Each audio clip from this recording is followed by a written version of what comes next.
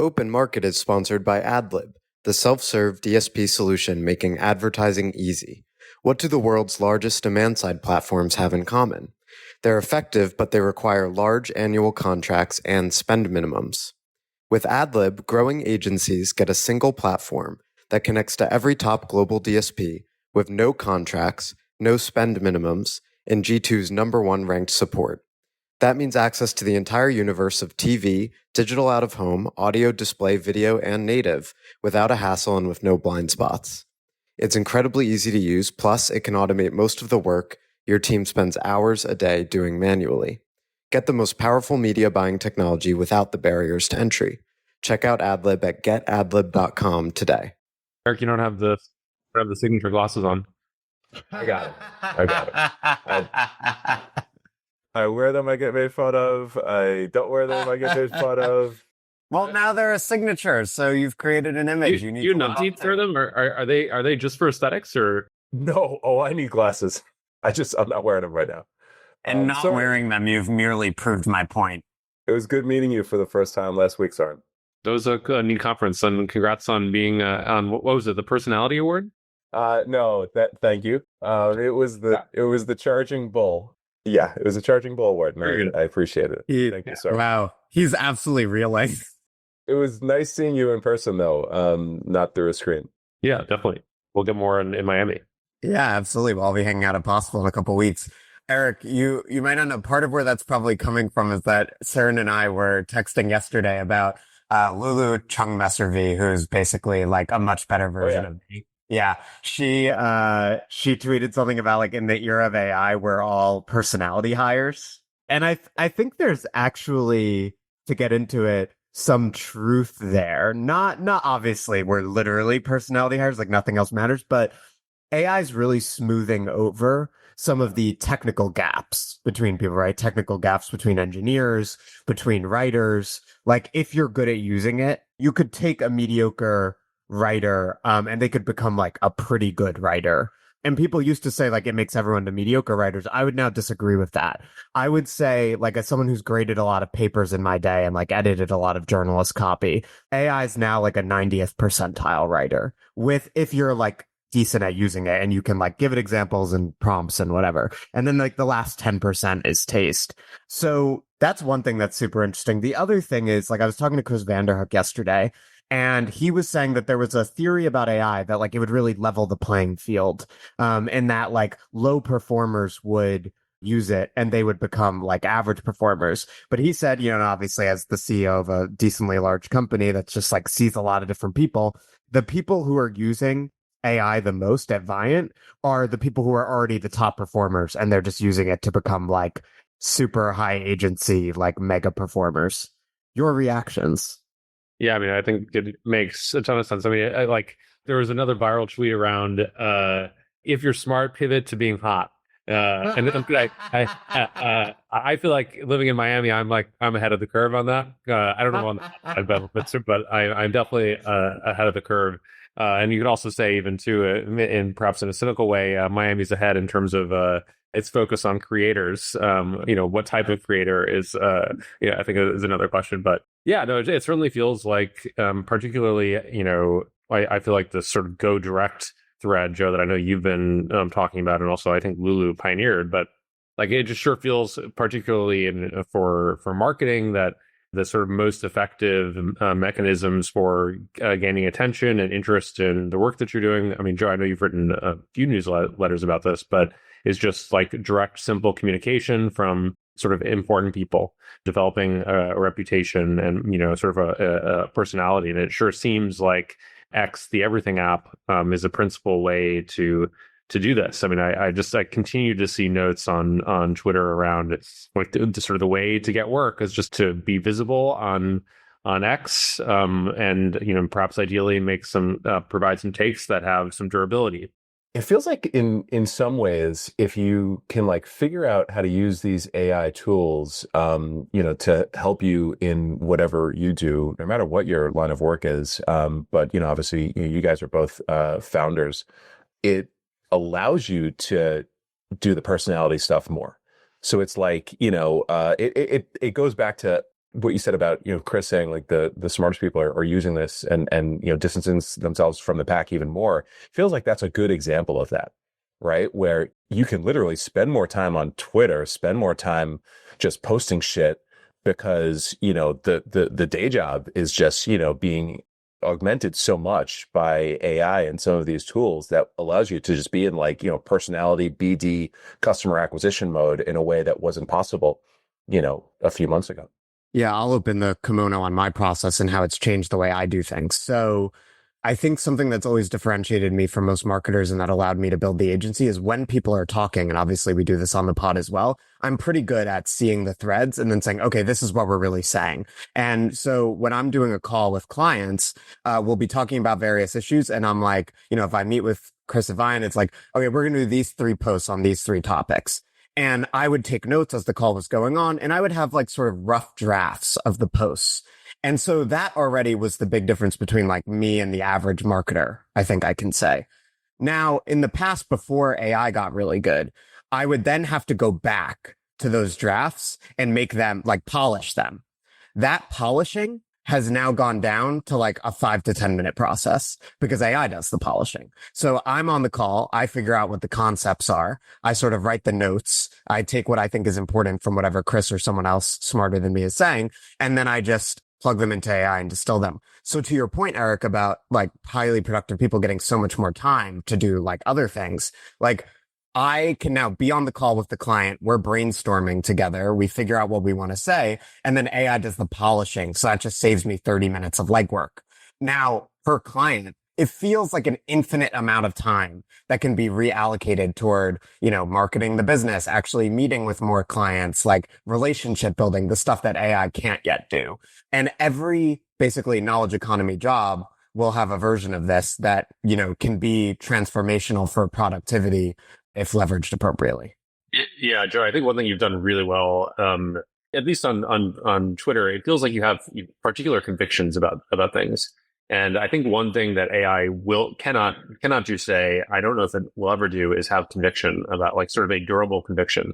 And, when you take on clients, I'm quite hopeful, it appears you are, the stuff you share feels consistent with sort of internal convictions you appear to have. And in that way, I think, at a moment where authenticity is so important, I don't know if folks saw the Solana ad that came out, sort of saying like, crypto is sort of about America and, anti-wokeness. That very much did not feel authentic.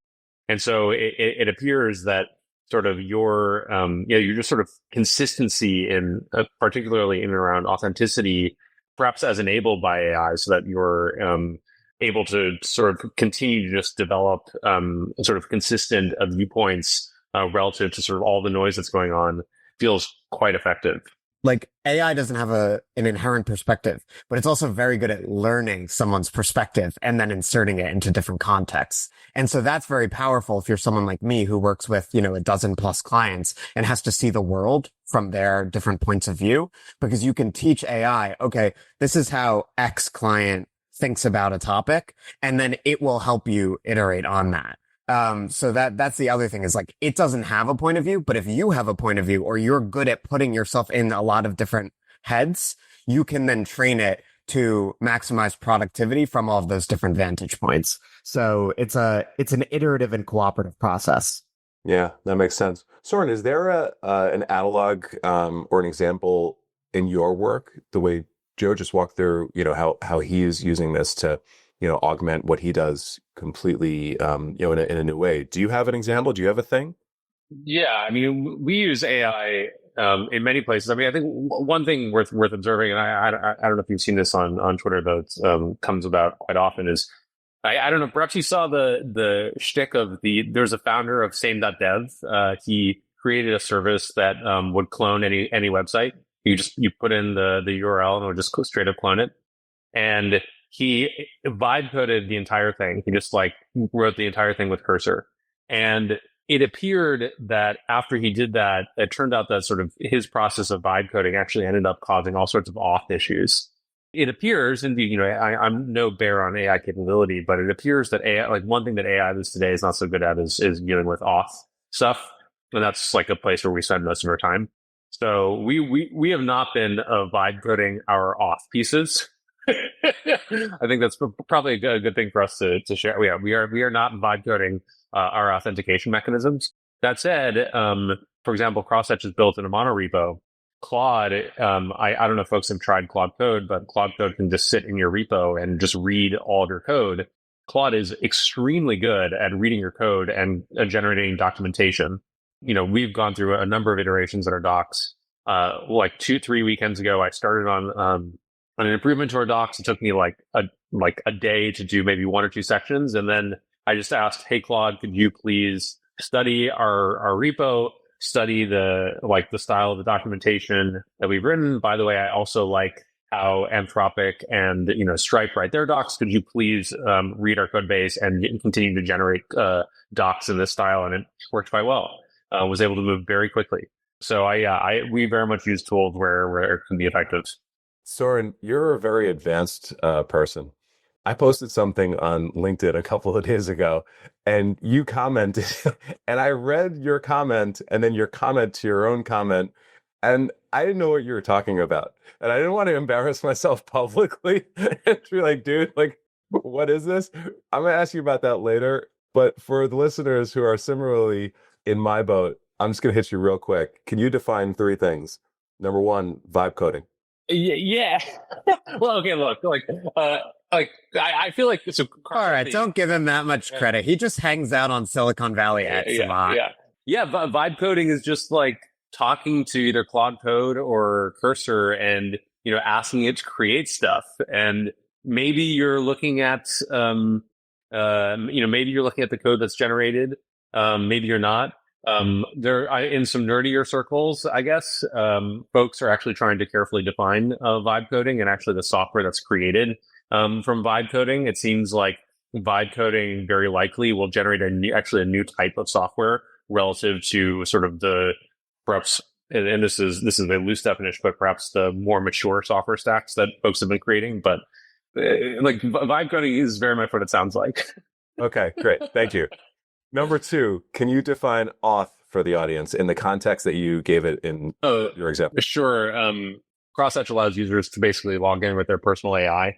And, we're basically attempting to deliver the same level of sort of personalized Apple intelligence that I think, Apple is now working on, but for the open web inside of applications. So for us, auth means both authorization, that is allowing an app or a website the permissions to call our endpoints, as well as authentication, where an app or a website presents themselves as a certain identity, and we affirm that their identity is what we think it is. And then repo, can you define? Just the code repository, your repository where your code lives. Yeah. Awesome. Thank you. Let's move on. Go ahead, Joe. Soren, how has the extension of your productivity with Claude affected how you think about scaling your startup as an early stage founder? There's a startup I'm sort of, I don't know if obsessed with, but sort of obsessed with is Chatbase. Chatbase was started by an indie founder. Chatbase is very much of like the Greg Eisenberg ilk of startups. The team has grown from a solo founder, but he's bootstrapped, no VC.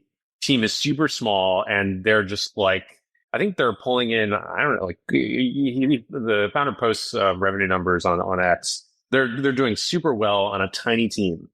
And I think that this is reflective of sort of this new style of startups that's unlocked by the productivity that's enabled by AI. I think previously it was the case that, indeed building startups, building technology was a sort of a high cost, high coordination cost enterprise. And now, I think from a variety of sources, it appears that, AI is making, certainly talented software engineers more productive. OpenAI is saying that 40% of the commits in their repository are from AI. And so I've been thinking about, certainly our capital structure in the sense that we want to keep our team pretty small, capital light. Aesthetically, I prefer the sort of DeepSeek style of building with AI, namely making products or services that are super cheap, super scaled. Yeah, just super cheap. That is, they don't sort of have the heavy capital structure that can require perhaps unaligned business models. But yeah, I very much think about how AI can basically make building businesses cheaper and what that can mean for, sort of a founder venture relationship. Eric, Soren says AI is killing venture capital and you are now obsolete. Your response? Well, we don't know what the future is going to bring. That's a fact. Historically, companies have needed capital to get off the ground. You might call that some like walkthrough from friends and family to angel to pre-seed to seed. It seems to me that there's still a very clear space and time where you need capital to get things off the ground. Historically, what then happened was companies that would, struggle, they would, raise bridge rounds and just sort of languish. And then other companies that, captured lightning in a bottle and, started to demonstrate venture scale in a venture scaled opportunity, they would raise successively larger rounds, so-called Series A, Series B, Series C, so on and so forth. The question in my mind is that going to change, right? Like, are we going to see the need for all of this capital that goes to all of these resources that Soren is saying, you might not need to build like a mega successful company in the future? So from an investor standpoint, I think those are questions that are, somewhat far off, right? Like, top performing companies are continuing to, kind of raise the Series Bs and so on.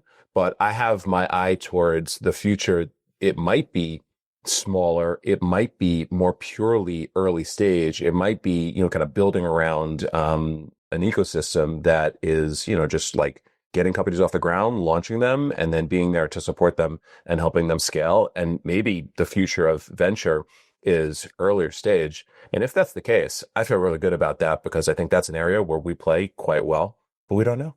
My perspective, like, indeed, we've definitely seen this narrative of like, oh, AI is commodifying software. It's time to invest in deep tech.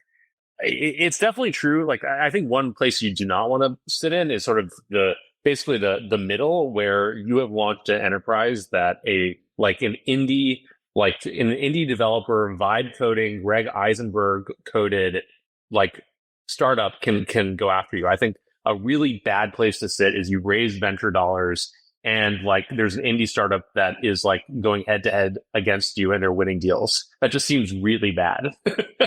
And so it feels like the place, at least the intuition I've developed is the place to play for venture. And, certainly we've raised venture is basically in sort of deep tech where you're facing like technology risk and you have to develop venture dollars you have to sort of raise money to resolve technical risk. And that really can't be done without it. Or you engage in market risk, where part of the game is you are ideally developing network effects, but those network effects are hard to build, and that like might take a while to build. And I think those are the two places, or at least that's my interest. I'm curious how this strikes you. Yeah, no, I think that makes sense, right? It's the barbell. It's either like super early stage, or it's like go for owning this market, which requires like real capital to be deployed to owning a market. So maybe it ends up being more of a barbell over time. Look, I think on a basic level, and this applies to, venture scale software businesses and service businesses, you're just going to need way fewer people to do stuff, right? And I think that there's obviously a lot of jitters in Silicon Valley about that. And in like the press, it's like a weird thing to talk about because like that means jobs are going to disappear. And we don't yet know if and where like jobs are going to be recreated to sort of plug the gaps in the labor force. But putting that aside, which I'm not going to prognosticate on that, there's just no doubt that I'm already seeing that in like my little business, like if I didn't have AI, I'd probably have like one extra employee right now and I have a small business, right? So you multiply that across, big agencies or venture scale software companies, and you're just going to need way fewer people, which means in the VC world, you also need less of that later stage VC funding because you don't need, $50 million to go hire a zillion people. So it'd be very, very interesting to see how that evolves. But I think there are a lot of uncertainties here. One certainty is you will need fewer people and therefore you will need less like late stage funding. One thing I would like though is like to the extent that AI is enabling us to like do more faster with less money, I'm hopeful that just raises the ambition level. Like there are plenty of things that I would like to see exist in the world that are risky and probably hard, involve venture risk and some tech risk. Yep, I would like to see built, and I'm sure that like if we, I mean, indeed, it's probably will probably involve a painful reallocation of human capital. That's never easy, but I am, for example, I am very excited to seeing like the cars from BYD and Xiaomi, like and became a car guy in Miami. Like some of these cars that go 0 to 60 in like under 2 seconds. I'm not an electric car guy, but like what technology can create is really cool. I miss the moments, when I would go into, I remember being in Chicago when the iPad came out, and that moment of holding a screen that I could tell was like, it was unbelievable. And I really haven't had such a moment recently, but it sure feels like AI is going to unlock, or it should, it better unlock sort of exciting technologies like that.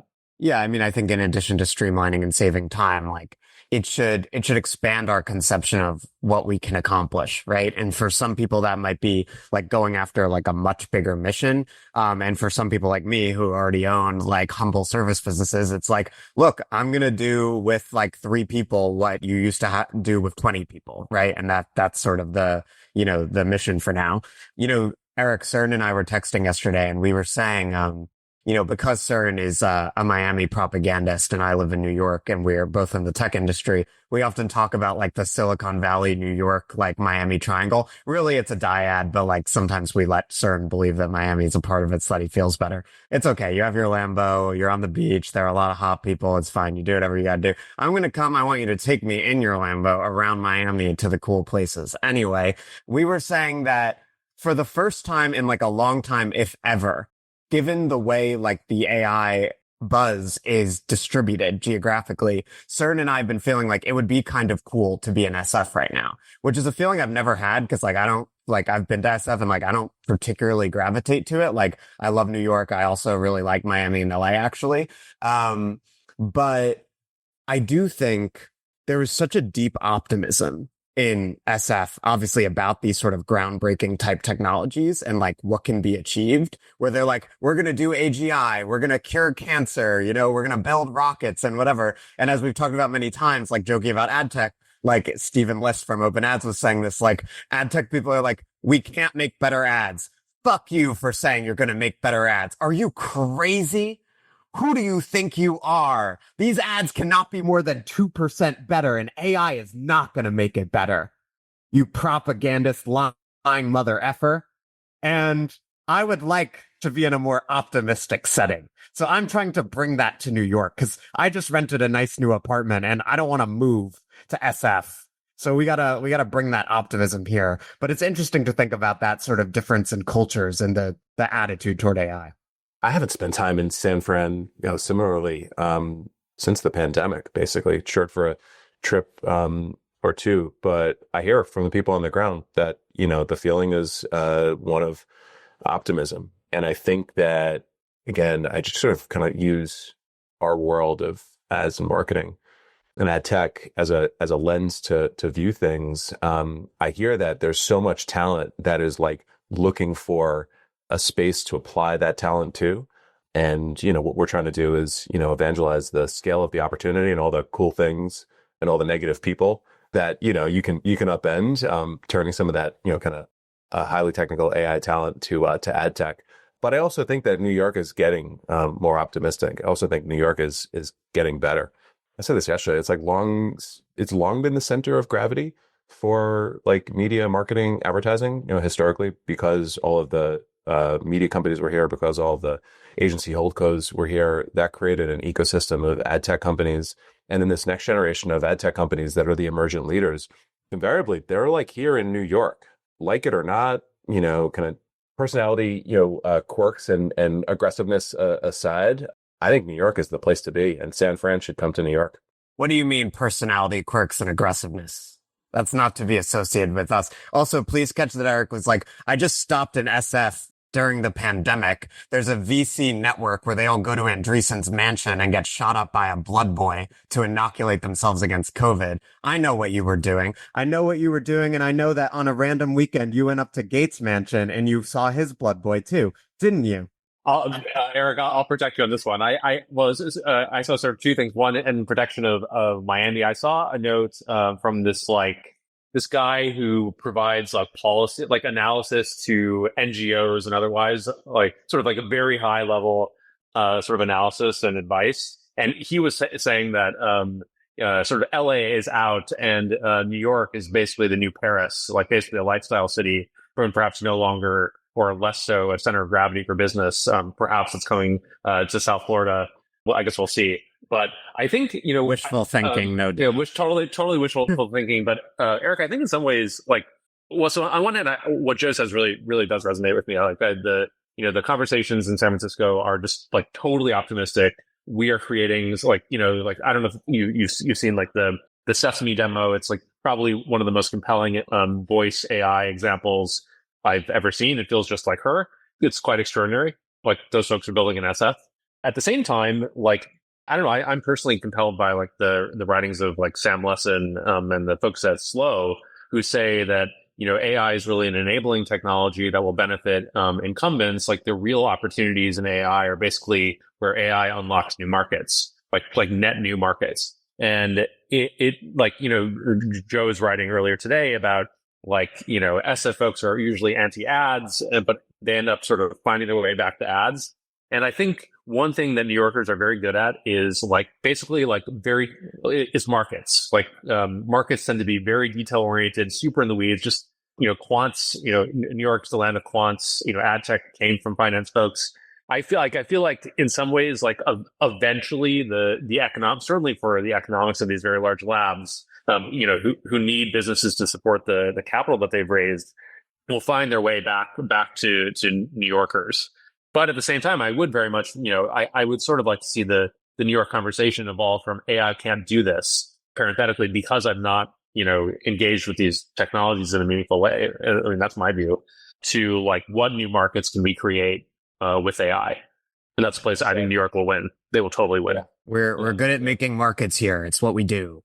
But yeah, I mean, I just think sometimes I see stuff floating around the X and LinkedIn conversation and ad tech, and people are like, AI can't make ads more performant. I'm like, what the F are you talking about? It is it can definitely do that and much more complicated things than that. So yeah, some optimism about that is warranted. Speaking of AI and ad tech / MarTech, there was a specific conceptual question that I was weighing yesterday that of course made me think of you, Soren, which is AI and customer experience. So obviously, as I'm using LLMs all the time, I'm thinking about the way my interactions are going to evolve beyond them as AI sort of gets democratized.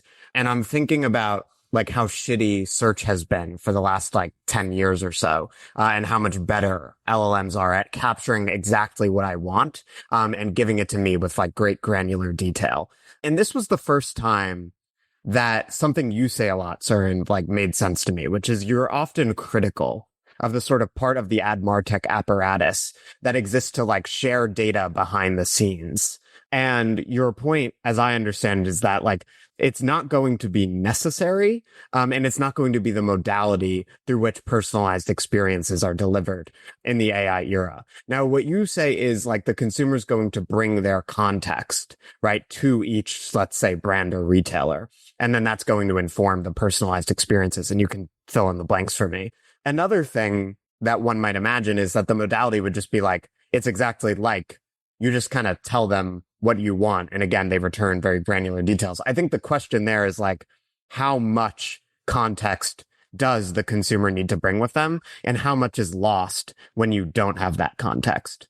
Yeah, it's a great question. I mean, I think it sure feels like we're on our way to just every brand basically having some sort of assistant where just the assistant experience, whether it's in chat or it's delivered through a UI, I think that's still TBD. But basically where just experiences become super adaptive, personalized, edited. And so then there's this question of, well, so how does that happen? I'm sure folks saw the Ad Age piece, I guess it was 2 weeks ago, just sharing hey, by the way, like data in DMPs actually is pretty bad. Like I think the statistic they shared was like of the people who were labeled as parents, like 62% didn't have kids.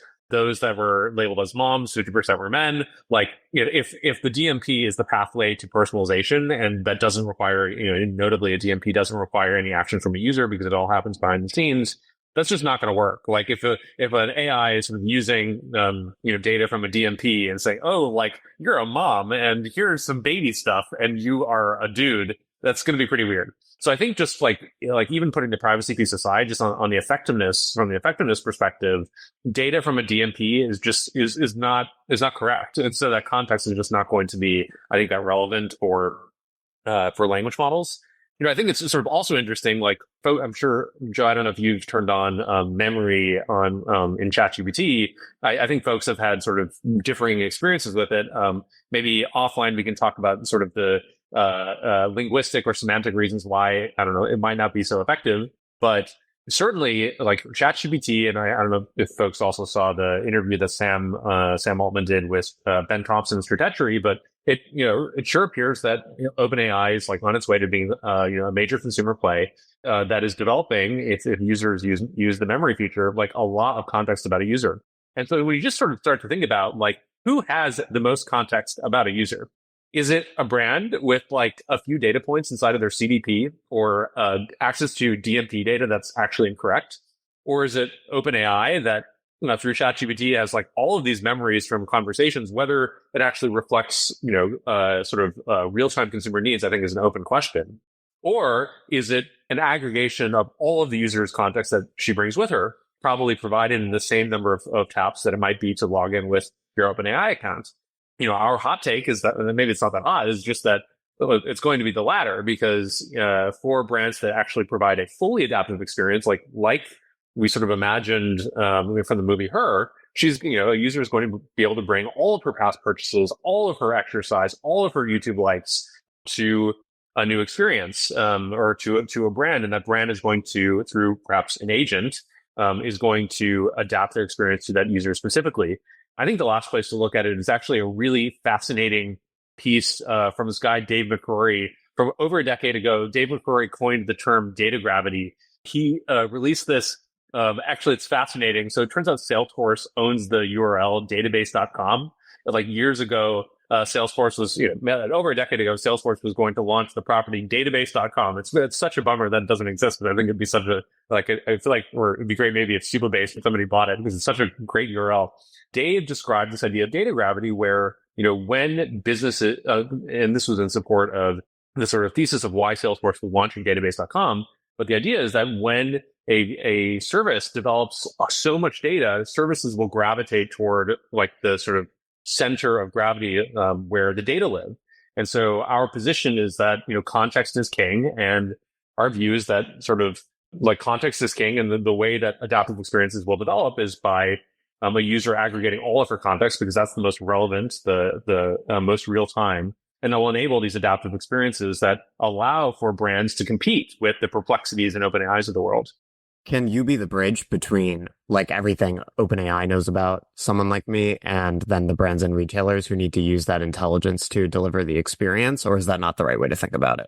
Yes, if OpenAI would open up an API for their memory, if they were to, my sense is strategically that may not be what they want to do. My sense is that they may wish to bind memory to AI to basically make it, because like ChatGPT has developed so much memory about a user, you have to use their models. Politically, our perspective is you should be able to use any model independent of the context, but that's a separate conversation, I suppose. If you're sort of departing from, shall we say, first principles, I think it makes sense that either it would just like the future of customer experience is just contextual, where it's like, you're talking to an assistant for a brand or retailer and they can just like, you can tell them a couple sentences, they can infer a lot about you, yada, yada. It's just like search, but way better. Or you're bringing all of that context with you through one of the means you've described. But I agree with you. And I've sort of shifted on this in the past few weeks. As I progressively get more AI pilled, that like the piecing it together in the background, like that doesn't seem right to me. going Yeah, forward. I think your point about like so it's worth observing like a bunch of brands have shipped like AI search, Mhm. and actually even surprising ones like I mean sort of surprised like J Crew shipped it, Rent the Runway shipped it, the Financial Times wrote about it. I think Best Buy shipped it, Target might have shipped it, where you can just sort of say, oh, I'm planning a party for my 14-year-old daughter, like what things might I need. And so in some ways, I think, Joe, you're right that like, natural language and sort of, AI enables us to just describe to brand exactly what we want. And it should enable the search and may not require somebody to bring their context with them. At the same time, if the story is really around like an agent or a like AI, like helping you get stuff done on the basis of sort of a complicated context, travels is I think the clearest example. But I look to, I don't know if you saw Kevin Roose's review of OpenAI's Operator in the New York Times, but Kevin described so indeed Operators is an experience, or basically is AI that will operate your browser on your behalf. So you could say like, book me a trip to Corsica, and AI will like navigate the browser on your behalf and will like do all the things. And Kevin's sort of reaction to it was like, this is really neat technology. This is a window into the future.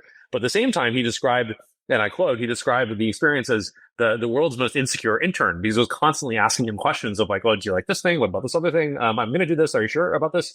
And so it actually ended up not saving him time. And so my perspective is, to the extent that we're on our way to like true like agentic experiences that are poised to just allow us to sort of make, sort of flippant utterances and just let AI, do stuff on our behalf. Like the context layer is actually sort of required if we don't want to end up dealing with like the world's most insecure intern. Yeah, though I will say, I do feel like Kevin's like take on that, it feels a little bit like that's a skill issue, or maybe just that's a duration issue, because that's often a critique people have of LLMs is like, they're like, oh, it's not, it's not certain of what I want or whatever. But that's just like a human assistant. Like if you hire a human assistant in the first week, they're going to ask you a lot of shit. And by like week 5, they should just be doing everything. You know what I mean? If you don't believe Kevin, I think maybe the other place to look is Anthropic. Sort of Anthropic did put together a sort of an important, sort of a well-regarded piece on agents. And they ended up doing sort of a talk on it. And I highly recommend folks read the blog on it. It was very good. In their discussion on agents, they sort of said that their sense was that consumer agents are overhyped, specifically because they don't, in order for an agent to plan a trick for you, they actually have to know a lot about your preferences, and actually fully specifying your preferences is sort of a lot of work because, the context is different. And so in that sense, I think I shared last time, I very much view agents as like the same place that the internet was in 1994 pre-cookie, where like in order for us to like in that moment pre-cookie, like we had to, at least in the context of e-commerce, we had to finish a checkout experience in a single session, or else the site would forget about us. And so it feels like now, like to the extent that anybody is going to sort of, like a booking.com or an Expedia or a Target is going to claim that they're going to, deploy an agent that can book travel or, help you shop on your behalf. We're sort of in that same point where you have to enumerate all of your preferences, which takes a bunch of time. And in fact, it probably ends up taking more time than it might for you just to do the thing yourself. You mentioned memory on ChatGPT. Is that a setting, or is that a default that we should be thinking about? So in ChatGPT, you can turn on memory. There's in the settings, there's a way for you to turn on personalization, where I don't quite know the prompts, but you can, in conversations, you can ask it to remember things about you. So recently, I've asked ChatGPT, like, remember I'm the co-founder of Crosshatch. This is what Crosshatch does. And it's just nice so that I don't have to like tell my life story every single time we kick up a new conversation. Yeah, and I'll say memory updated. It'll like, and you can even look at like what it's remembering. Yeah, I just went in. I've got the paid version. It's for what it's worth. It's either defaulted to on, or I set it on, at some point. Yeah. I don't remember. I think it might default now, or maybe it's like if you have the paid version, it defaults on no. But I will also do that. It's just like a person. Like when there are specific things, I'll be like, remember this, or I'll like give it a little parentheses, and I'll be like, if I'm like trying to tell it to do something, I might have a couple cues again. And I just think of that like it's the same as if you were working with another human, with the caveat that as time goes on, just like with the human, you'll tell it less and less, and you'll just expect it to remember. I would encourage the listener to go in, if you have ChatGPT Pro, if you have memory setting on, you can go and look at your memories, which is basically what ChatGPT has like learned about you and saved to give you further context. You want to hear something wild? The first memory is this. For me, in 2024, Eric Franchi discovered Soren Larson on X and found him to be scary smart, earning a rare follow. What? I'll take it. I'll take it. Wow. Yeah, but you can sort of imagine though, like, to the extent that we're engaging with AI ChatGPT more, it would be sort of annoying. Like, so you've engaged with ChatGPT a little bit and it remembers some stuff about you, and then you use a new app which is operating in a new sort of security boundary, and it maybe doesn't know these things about you. That's sort of annoying. Like, it'd be really nice if, like, to the extent you're engaging with AI and these brands are probably using the same underlying models, it'd be really nice if the sort of memory came along with you if you wished for it to. Make memory portable. That seems to be like a very, very important thing. I do think it's also worth noting that, like, what the, data collaboration people would say is, all of this stuff sounds good in theory. When you're dealing with big bureaucratic enterprises, there's a lot of like rules and regulations around this stuff, and like security concerns and risk mitigation, yada, yada. And that's what I think the role of a lot of those companies will be, is not just like facilitating the sharing, but also make sure it's being done in a sort of permissioned way, regulatory approved way. So like, I think the DMPs, like the just like aggregating kind of shitty data about people like that, I'm bearish on that. Like, I'm more optimistic about the role of some sort of company that has to act as like the connector here, and then also sort of a regulatory safeguard. So it'll be interesting to see what happens to that. So that was last week. You were in New York. You went to that AdTech Econ Forum. You said you were hanging out in town for a couple of days. What's your latest thinking around, like, the areas of opportunity in ad tech? Because, the audience is a lot of people that work in and around the space. Yeah, I mean, I think after that week that I sort of left me feeling depressed is, I mean, indeed, I think, yeah, it sure seems like, I think the theme from the forum, which was very good, by the way, the AdTech Economic Forum was just an awesome, it was a really great collection of conversations, but it just feels like the open web is like dying. I think that was sort of a general sort of sense of that. That was one takeaway I had from it. And, I think, one thing that's very interesting about ad tech is that it's this like interesting middleware that, connects, a fragmented set of publishers with a fragmented set of advertisers. And, sort of fragmented markets are very interesting places for new businesses. Like, it's like, I don't know, I remain within the Keith Boyd school. I think his pin tweet is excellent. The biggest opportunities are in fragmented markets with low NPS. You vertically integrate. But it sure feels, to the extent that like the open web is dying, that is, the fragmentation is dying, it does feel like there are perhaps, and indeed, I think we're seeing stories of, the SSP, it seems, is gaining power. It seems like publishers with very sort of large loyal audiences are increasingly pulling more of their ad tech staff in-house. That is why bleed margin to a technology provider when you perhaps AI is making it ever easier to build things yourself.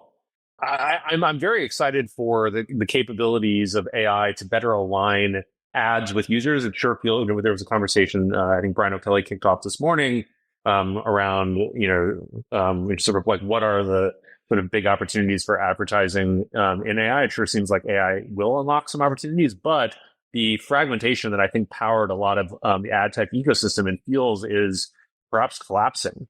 I think it feels like the spaces for opportunities are those that garner attention, but attention that's well earned and develop sort of a loyal following. Where that leaves ad tech service providers, I think, is another question. I think middleware can be sort of a tough place to sit. I mean, I'm curious how you're thinking about it, or your takeaways from the discussion. For those who didn't attend, Joe, I'll let you hop in a second. For those that didn't attend this AdTech Econ Forum, I was surprised to see how many times, and maybe it's just because the day kicked off with, some pretty heavy talk about it, how many times throughout panels that had like different themes and different subject matter, everyone was pointing to the future of the open web being, either like super bleak from their perspective or, other perspectives. And I'm aligned with it. Like, we just don't know. Right. So there's a lot of questions around the open web that I think, depending on how you're oriented, could lead to, some level of concern and negativity. I thought, to your point, so Andrew Casale of Index Exchange, and I hope this stuff is made public, He had a really interesting talk that I think well articulated a lot of the things that you talked about in terms of, kind of equilibrium starting to shift back to the supply side. And, his view being that, there's going to be, frankly, a renaissance of advertiser agency demand side capabilities because just, there's sort of like collapsing of the stack and, sort of contraction of the open web. So I'm optimistic about the future, but I think the future is going to be in pockets that are more concentrated. Like you can't, just assume SSP, Exchange, DMP, DSP, all going to bloom. I think it's going to be radically different in the future. I think there are essentially three things that matter in ad tech, which are CTV, AI, and performance. Obviously, these things overlap in some cases. Yeah. I think if you look at the open web is dying argument through that lens, a couple of interesting things emerge. One is that, as Chris Van Der Eyck said to me yesterday, the open web has already sort of died and transformed, and that's sort of constantly in a process of flux. What a lot of ad tech people today mean when they talk about the open web is they're including CTV. And that's the most that is the category of sort of open web inventory, if we want to include CTV in that. And that can be debated, obviously, that people are most bullish on. So platforms like Viant and the Trade Desk, people think of them as open web DSPs, but half of the inventory they're selling is CTV. And Joe, is CTV really just about authentication, that you have identity? Is that the shtick of why CTV is a distinct property? Yeah, it's addressability, but it's also the medium itself. I think format. The format. It's just way more effective. You're way more likely to influence the audience than if you're seeing, the little ad on your mobile screen. It's format and it's dynamics, right? It's not like the open web where you can just jam all sorts of ads on a page and, maybe one gets clicked on, maybe one, garners attention. A lot of them get ignored. In CTV, it is very supply constrained and very seller dominated. So the dynamics are different as well. I think I don't agree with classifying the open web, with CTV. I think it's a completely different beast, and we should look at it as such. Oh, interesting. I think that. Well, yeah, it's really all about how you're deploying the term open web and for the analysis of what, right? If you're looking at it as we are here through the lens of, will ad tech be a thriving industry? I think you would want to include CTV in the open web, because again, that is what a lot of the canonically open web companies are actually exist to monetize. So yeah, that's one thing. And then the other thing is I would say, to our point about people being in the ad tech industry being perpetual bears who are AI can't make ads better. I would anticipate that there will be a new series of ad tech companies like Open Ads and Firsthand that are able to make ads on the open web significantly more effective. And nevertheless, those are brands and retailers and publishers functioning on the open web. We all know, they're facing considerable traffic headwinds, but I think they will be able to make each interaction with the user more effective and more valuable. And that AI will be a key piece of that puzzle. Yeah. And so it'll be interesting to see what happens there. Yeah. I'm sure you saw the announcement, I think it was this week, of YouTube is enabling creator, I think AI generated creator read ads. Yeah. So that's, yeah. And I mean, that feels like a clear example of the capability of AI, and even in a sort of a CTV sort of context. Yeah, we've been going for a while, boys. You want to call it here? Yes, let's do some actual work. Soren, take me to Eric's Blood Boy in your Lambo.